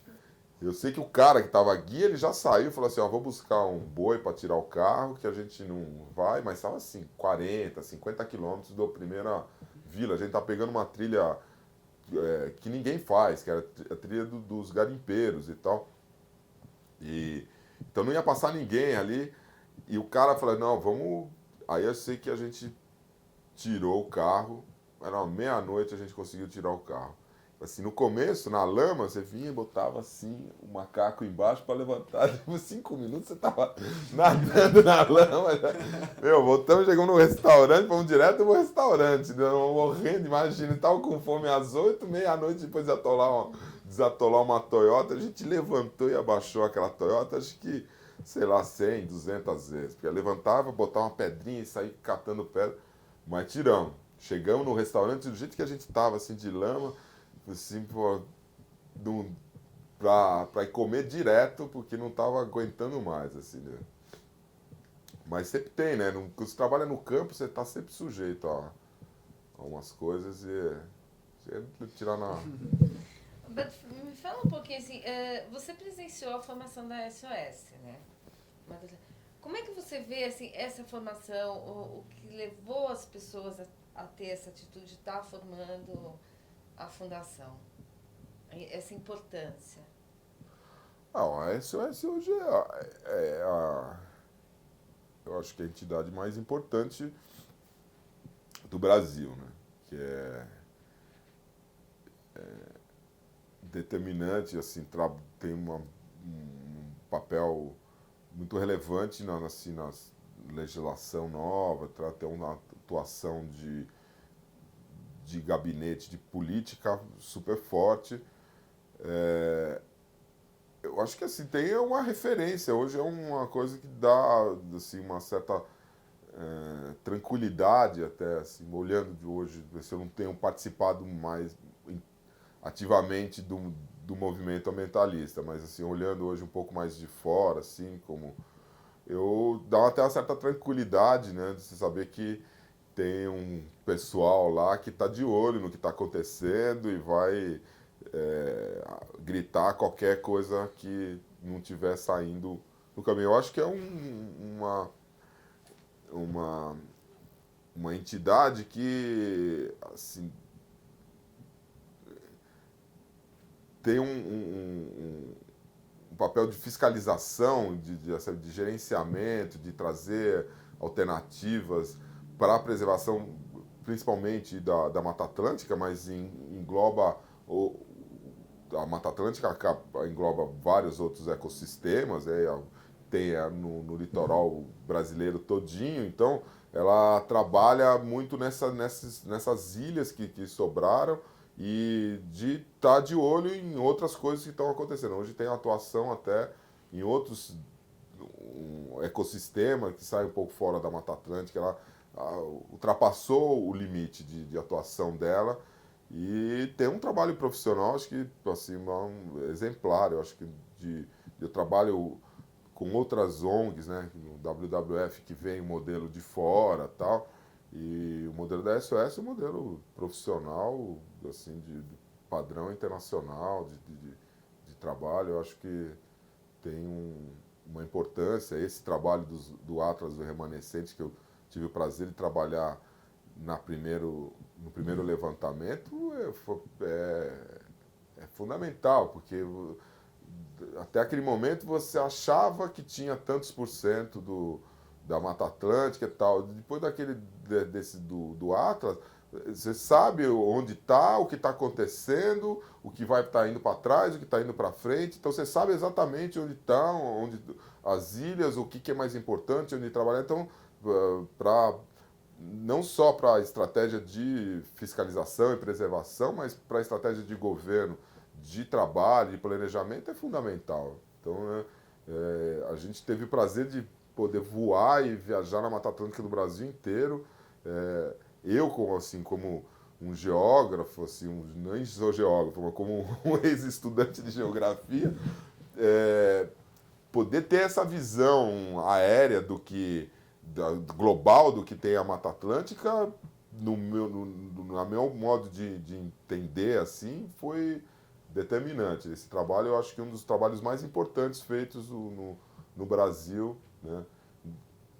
Pela importância que a Mata Atlântica tem, está ligada a todas as grandes cidades, é onde vai estourar a bomba primeiro, né? Já estão estourando. Em São Paulo a gente já vive meio que de um racionamento de água e de um apagão, tem essa coisa, vive dentro de uma situação de ar complicada, né? Que hoje até nas áreas verdes a poluição é tão grande, hoje a área verde, com o dia de muita poluição, tem alto índice de ozônio e você vira uma área intransitável. Mas é assim, a cidade é inacreditável. Eu tenho voado bastante, você não tem nada, é uma mancha de cimento e asfalto enorme. Então, é onde vai estourar e onde está a Mata Atlântica. Então, acho que ela vai ter um papel de direcionar, de política, né? É que as coisas são muito demoradas, né? E as coisas no meio ambiente, elas chegaram a um ponto que ela não dá muito para você esperar muito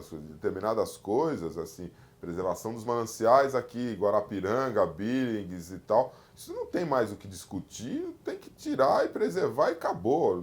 Senão você vai inviabilizar o resto. Você vai viabilizar tudo bem, tem favela no lugar, população de baixa renda, é horrível que isso. Mas você, por uma população de 2.000, 3.000, 5.000, 10.000 pessoas, você vai viabilizar, às vezes, 7, 8 milhões de pessoas. Então, você tem que adequar, não tem alguma. O custo de meio ambiente é altíssimo. O ônus é que ninguém botou isso na conta. Então, uma empresa de bateria joga todo o lixo lá. Eu fiz um negócio para dioxina, agora esse negócio do presidente que foi envenenado lá, do candidato pela dioxina, que a cara do cara explodiu todo. Eu fiz um trabalho para o Greenpeace, da Solvay, essa eu lembro, que é uma bandida de uma multinacional que produz organoclorados, subprodutos do cloro, e os caras fazem eu fotografei, sobrevoei a área, um aterro de descarte da indústria. Depois eles pegaram aquilo e viram tipo uma argila, né? Eles jogam uma lagoa de decantação, aquilo seca, né? E aí aquilo vira uma argila. Eles estão pegando dioxina braba, assim, tem muita dioxina. Estava pegando aquilo para fazer o calçamento de um bairro de baixo padrão. Como sendo aquilo, nós estamos... Ainda falando assim, nós estamos... Tá vendo como nós preocupados com a comunidade? Que nós estamos colocando o calçamento onde era a lama, que eles não conseguiam sair de casa, nós estamos colocando. O quê? Resíduo de dioxina, amigo. Pô, que coisa legal. Então, assim, esse tipo de coisa que você vê, assim, que é o custo, né? O cara... primeiro que ele não ia fazer dioxina em país do primeiro mundo, porque ele ia pagar muito alto o imposto. Segundo, ele faz dioxina no país do terceiro mundo. Nós, brasileiros, aceitamos a indústria vir aqui, que exporta organoclorado para o mundo inteiro. O valor agregado que fica no Brasil é minúsculo, minúsculo, porque o cara ganha, todo mundo ganha salário mínimo e tal, então você... Aí ele pega esse resíduo de dioxina que ele deveria manter lá sob vigilância e tal, e controle de quanto e tal, até, sei lá, parar sei quantos milhões de anos aquele negócio vai ficar inerte, ele pega aquilo, põe na vila de coisa, que levanta o que ele tá passando, levanta aquele pó com dioxina que o cara vai respirar, e ainda se passa de bacana que tá fazendo um negócio para a sociedade. Então, Então, esse tipo de coisa que é importante. Foi lá o Greenpeace e detonou. Botou na imprensa, saiu o Estadão e tal. Esquece, um processo. Neguinho fica mais esperto e tal. Então, hoje as ONGs fazem, na verdade, um papel de fiscalização de um custo que, na verdade, devia ter sido pago no começo dos projetos, devia ser pago para o governo para coisa. Então, o custo hoje de meio ambiente é um custo altíssimo. Você preservar uma área, você manter, você recuperar uma área, então, ou você fazer exploração sustentável, tem um custo maior. Então, só que ninguém põe isso na conta. Né? A conta desse custo fica diluído para todo mundo, que ninguém vê. Então, esse eu acho que assim, o papel dessas entidades de peso. E a história que a gente tinha lá, voltando na Jureia, era um bando de louco. Né? História não, o rótulo que a gente tinha. Era um bando de louco, um bando de apaixonado, de bicho grilo, doidão, que vai aí brigar por uns bichinhos. Essa é a imagem que ficou. E hoje, assim, por conta de entidades como a SOS, por conta de várias coisas, hoje não. Hoje são técnicos, são pessoas, tem a respeitar. Você não é mais considerado um maluco, você é, em alguns lugares, considerado um visionário, porque há muito tempo você vem falando um negócio que está batendo hoje na porta das pessoas. Então, esse aspecto profissional, essa mudança tal, se deve a entidades como a SOS, que coisa, e a SOS acho que é o maior representante de um trabalho sério, que são pessoas sérias, que são pessoas que estão preocupadas com o negócio que todo mundo ia estar preocupado. Então, isso eu acho que é a mudança da militância, do profissionalismo e daquela história da Jureia, tal de paixão, virou para uma coisa mais profissional, mais séria mesmo. E você, com essa questão do mapeamento, você teve acesso a essas áreas todas da Mata Atlântica, né? O que você pode observar, analisando esse contexto e com a situação atual, quais são os principais problemas enfrentados hoje? Na Mata Atlântica. Época da Mata Atlântica específica. Hoje eu acho que o maior problema da Mata Atlântica, né, é a falta de continuidade dos remanescentes. Né? Isso tem a ver, inclusive, com a legislação, né, da não fiscalização e de aplicar a legislação. Hoje você tem uma propriedade rural, você tem que deixar uma área de mata. Né? Mas você escolhe a pior área, é óbvio. Se não está escrito qual área que você vai escolher a pior área que você não consegue fazer pasto, você não consegue plantar. Então, hoje o que você vê voando, eu tenho voado muito, assim, de uma das especialidades que até é uma especialidade que hoje trabalho como fotógrafo, surgiu dessa história de estar trabalhando com a SOS, de ficar, o cara... quem voa? O Roberto voa. Quem faz foto aérea? O Roberto. E hoje, sou super requisitado para fazer foto aérea para a empresa, em função de ter voado muito para entidades e tal.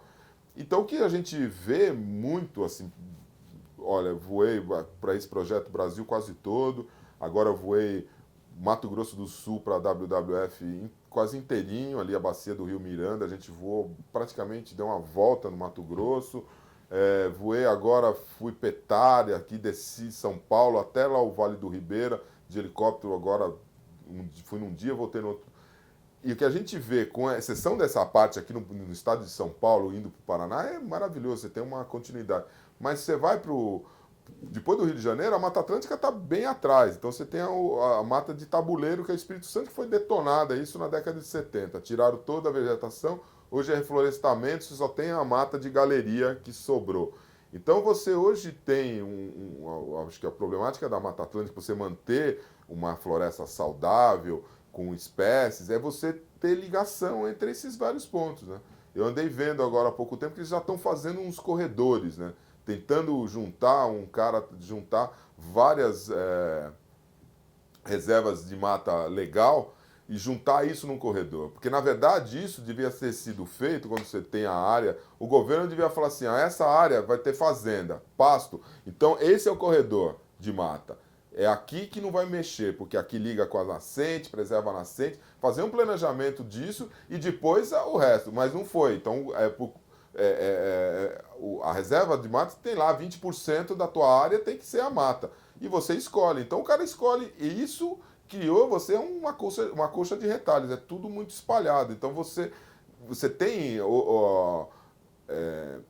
hoje fauna, alguma fauna assim, de aves migra de uma coisa. Mas a fauna menor não migra de um lugar para o outro. Então você tem hoje fauna, tem algumas ilhas de mata que você tem macaco, você tem até um gato do mato, até possivelmente uma onça, dependendo da propriedade, se tem propriedade muito grande, você tem uma área de mata grande, de reserva. E você não tem ligação, e essa população ela vai implodir, porque vai ter cruzamento com o sanguíneo, não vai ter mais coisa. Então você não tem uma coisa saudável. Quando você tem ilhas, a tendência, e sem contar que tem uma estratégia que toda vez ele vai botar fogo no pasto, ele deixa queimar um pouquinho da reserva. Isso eu vejo, eu tenho foto disso, visto. O cara taca fogo no pasto, ali a mata dele lá, deixa torrar um pouco, queima a borda da mata. No outro ano ele já queima mais um pedacinho. Então, o que acontece com essas ilhas de mata, ela tende a diminuindo. Dificilmente o cara vai lá, vou replantar em volta para manter uma certa coisa. Não faz isso. Então, hoje eu acho que o problema da Mata Atlântica é muito disso. Você não tem um corredor que você ligue essas várias ilhas. Porque você tem várias áreas, por exemplo, você anda em São Paulo, Mato Grosso, tem várias áreas grandes até preservar, mas tudo ilha. Então... E tendo em vista isso que você falou, quais são as perspectivas a médio e longo prazo para a Mata Atlântica? Olha, a Mata Atlântica está mais restrita hoje à Serra do Mar, nessas encostas que até de um certo lado não está livre de coisa. Até esses dias foi aprovado agora a discussão do critério de ocupação do litoral, tal, porque ali em Maresias, aquele pedaço do litoral norte, o negócio da cota 100 já estava todo mundo lá para a cota 300, 400, o negócio ia indo para cima. Então, hoje a perspectiva você tem uma área restrita, né, que é essa região sul aqui. O que a gente tem é que preservar isso aqui a qualquer custo. E assim, olha, eu conheço, tenho o privilégio de conhecer o litoral do Brasil quase todinho.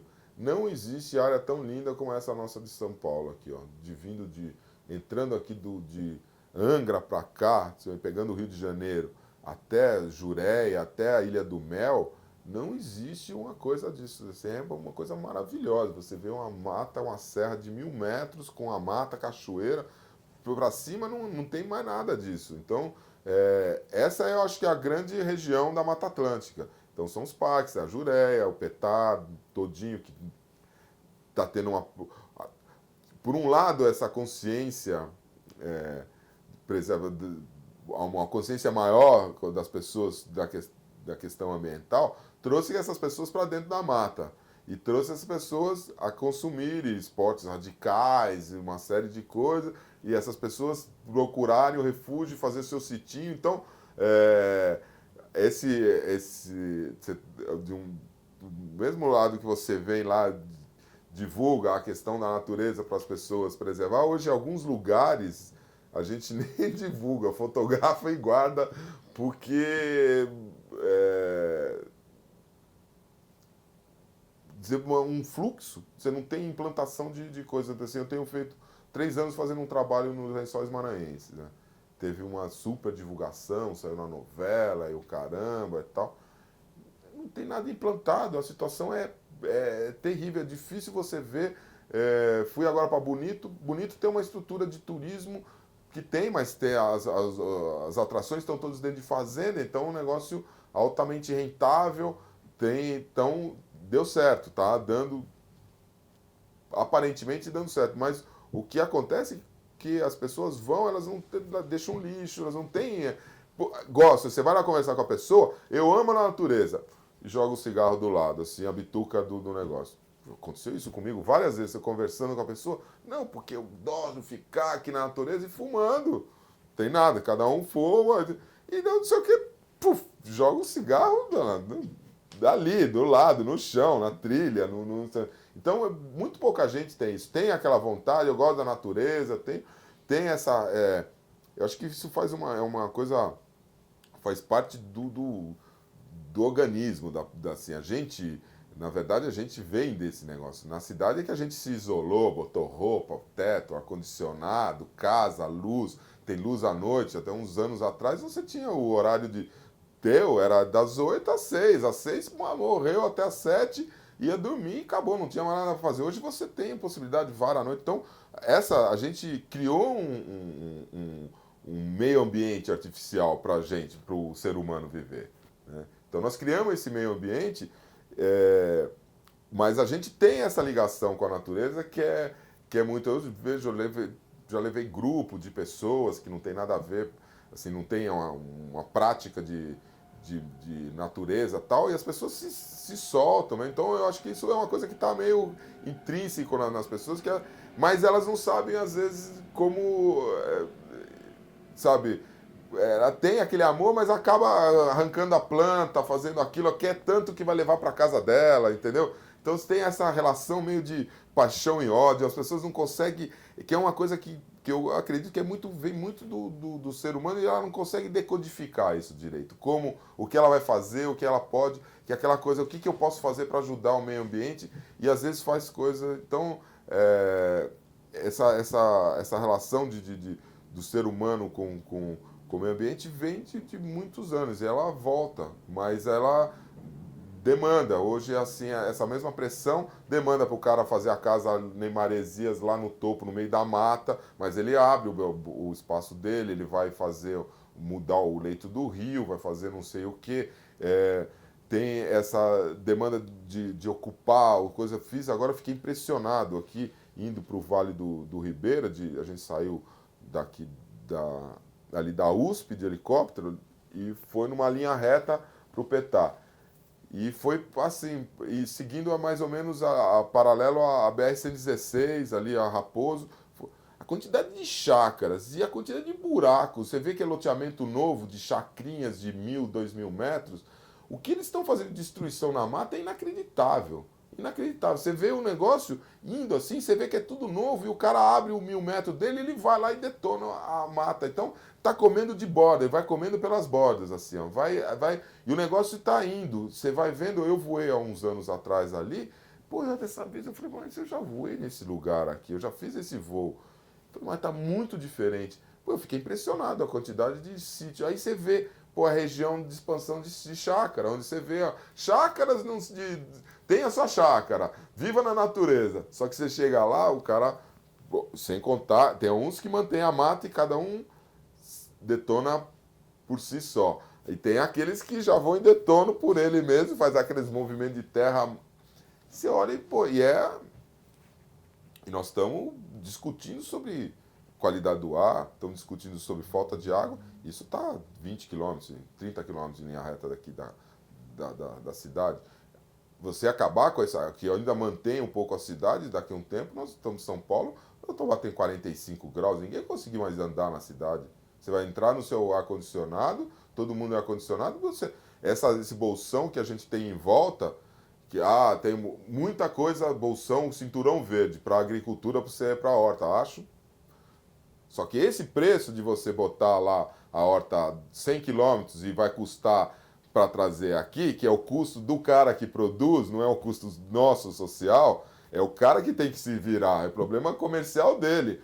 Só que o problema da água para buscar 200, 300 quilômetros, ou o custo de a poluição, esse é um custo social. Então, você abre mão, todo mundo defende, mas tem que plantar para comer. Concordo. Só que isso é um problema comercial. Se o cara tem que plantar 200 quilômetros e ele tem a margem de lucro dele menor, problema dele, vai fazer a coisa. Eu não quero é que destrua a mata daqui de coisa e daqui a um tempo todo mundo não conseguir viver, você tem que sair da cidade. Então, esse cinturão que tem em São Paulo é o que faz segurar. A gente tem a vantagem de ter uma serra aqui e outra serra aqui, São Paulo se desenvolveu aqui. Isso é que ainda mantém coisa, porque você mantém vento para tirar a poluição, você mantém dois bolsões de resfriamento em cima e embaixo para uma área super quente. Se você come essas áreas, como está acontecendo, você não para de comer isso, você vai daqui, você tem uma mancha, o Milton Santos, grande geógrafo, grande urbanista, eu fiz curso com ele na época que eu fazia geografia em 85, 86, ele falou que a cidade de São Paulo não tinha chance de sobreviver, era uma cidade fadada a implodir. Ele falava assim, vocês acham que eu estou sendo coisa? Estou sendo muito claro, mas é isso, São Paulo não tem, pela estrutura que ela tem, se ela tem que mudar todos os parâmetros de coisa. E aí muda tudo, né?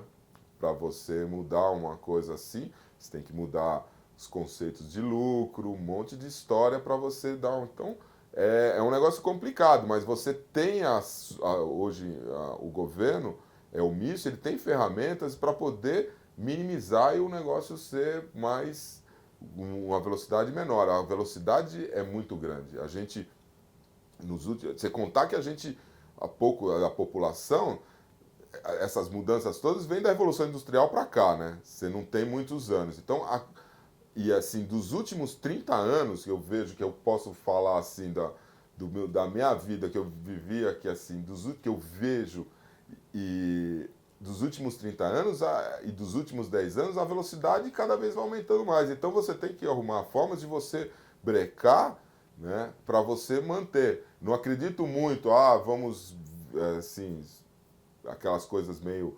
catástrofes e tal.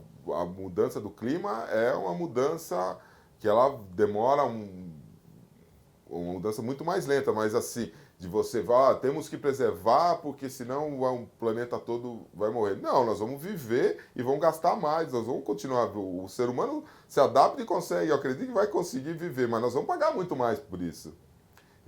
Nós vamos ter que ter alternativas. Imagina você ter ar-condicionado em todo lugar, quando você tem que geração de energia. Para você gerar mais energia, você ou vai para energia nuclear, ou você vai fazer mais hidrelétrica, que vai ocupar mais área alagada, que você vai modificar. Então você tem que ter umas coisas de meio coisa. E a gente, assim, para o planeta como um todo, a gente tem que baixar o consumo. Esse consumo padrão implantado pelos americanos de consumo de coisa, não é um padrão que dê para o planeta todo sobreviver no crescimento bem, numa condição boa, como com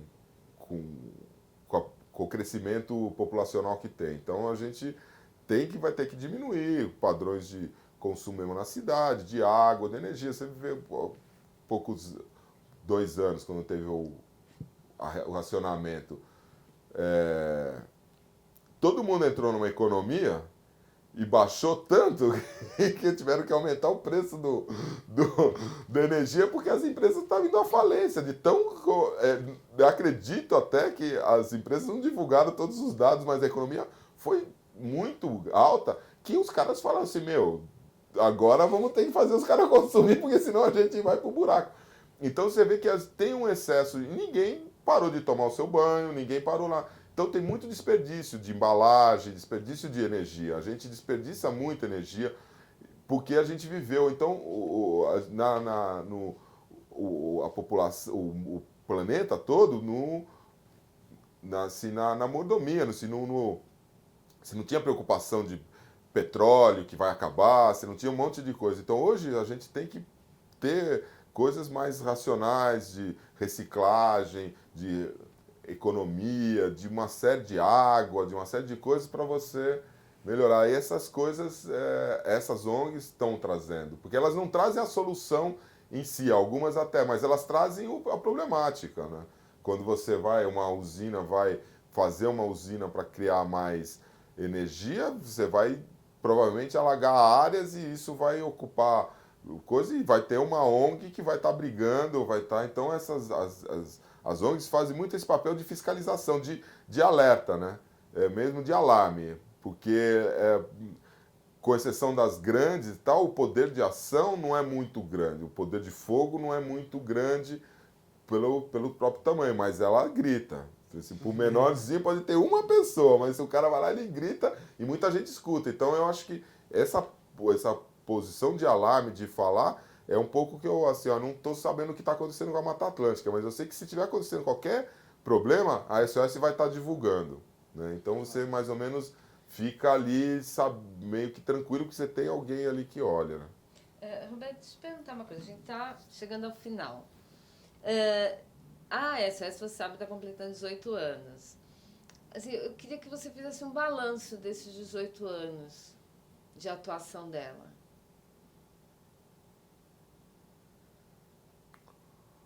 Olha, o balanço posso falar das coisas que eu participei, né? Que a gente fez algumas coisas assim esse do Projeto dos Remanescentes, que eu considero um projeto, depois foram repetidos, um dos projetos mais importantes aí e participei também, ela ela faz bastante coisa em divulgação, né, de conscientização, de educação. Sei que ela tem um apoio grande a entidades menores, que ela agrega e dá força, que tem eu acho que, assim, ela deu acho que o balanço maior mesmo é isso que eu falei. Ela deu uma cara séria para o movimento e deu uma importância para a Mata Atlântica que as pessoas acabaram entendendo um pouco mais a Mata Atlântica dentro da coisa que elas estavam vivendo, que as pessoas vivem, a maior parte da população brasileira vive dentro da Mata Atlântica e não tem muito conhecimento do que é. Então, acho que esse papel dela estar divulgando isso é importante. E o papel político, né, que ela tem na aprovação de leis, na regulamentação de coisas, esse papel de estar lá em Brasília e pegando e ficando atento, esse papel eu acho que é fundamental. Assim, né? E assim, o que ela representa assim, para você, na sua vida, nesses anos que você está envolvido nas causas ambientais?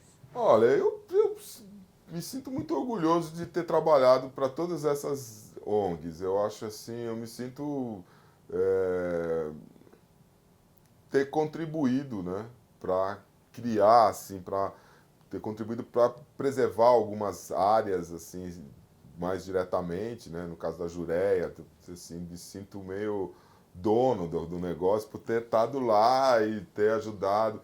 E da SOS, ela possibilitou eu fazer, acho que um dos trabalhos de documentação mais importante para mim, o mais importante, que é esse trabalho, que foram 6 meses de trabalho de campo. Então, durante 1 ano e meio, a gente ficou viajando 6 meses. Então, foi uma experiência incrível, assim, de ver toda a possibilidade de voar tantas horas. E eu tenho o maior orgulho de estar, eu sinto assim de ver, quando acontece alguma coisa, quando tem ganha, alguma coisa que está na imprensa, eu tenho, assim, fiz junto, ajudei ali, então todas essas entidades, assim, eu trabalho assim para algumas, às vezes até contratado, remunerado, mas boa parte é voluntário, né? No caso da SOS, meu arquivo, eles sabe, ele já manda os caras da gente falaram que você libera as fotos. Então eu tenho um material que é deles, que a gente usa em comum. Pra mim, assim, é uma coisa meio... me sinto meio, assim, realizado, né? Assim, como cidadão, de estar participando, de ter atuado, de ter conseguido fazer algumas coisas, de ter mudado algumas coisas. E a SOS é uma das entidades que me possibilitaram estar fazendo isso. Então eu super fico muito feliz assim, de ver as coisas, de estar trabalhando nesse aspecto aí para tentar melhorar as coisas. E você quer deixar, assim, uma mensagem, um recado para a SOS desses 18 anos? O que ela deve fazer? Bom, agora é maior de idade, né? Agora é sério o negócio. Eu acho que o trabalho é que continue, assim, a mensagem acho que continue fazendo esse trabalho assim, sério e profissional. E, pô, 18 anos a gente fica velho, né? Todo mundo. Eu acho que é só parabéns. 18 anos é bastante tempo para manter uma ideia e uma chama, assim, de uma briga. De estar no mesmo objetivo é um tempo bem grande, não é fácil você manter coerência durante tanto tempo. Eu acho que desse período ela sempre fez, não me lembro de nada que eu tenha visto assim, falar, olha, a SOS pisou na bola nisso, fez. Eu acho que ela sempre foi positiva no que fez e conseguiu os resultados e tem que dar parabéns mesmo pelo que está conseguindo e pelo lugar que ela está acho que dentro de várias, Greenpeace, WWF, Conservation International, toda cheia de entidades internacionais e uma entidade brasileira, né, com a bandeirinha do Brasil, acho que tem tudo, a gente, acho, sei, dentro das entidades internacionais, acho que no mundo todo a SOS tem uma posição assim de destaque, né? Então você vê que uma coisa que é genuína, porque as outras todas vem mais ou menos um perfil, né? Então você vê uma coisa que foi feita aqui, criada aqui, pessoas daqui, de todo tipo, tá no mesmo nível, você fica contente, né? De ver uma coisa bem brasileira tá lá no top, né? Você acha que a gente não perguntou alguma coisa que você acha importante estar falando? Não, acho que da SOS, do trabalho de meio ambiente, acho que a gente falou tudo, né?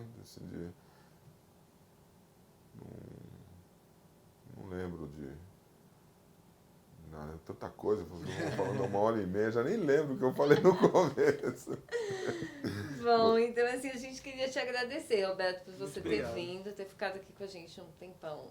Obrigado, tô à disposição. Aí eu preciso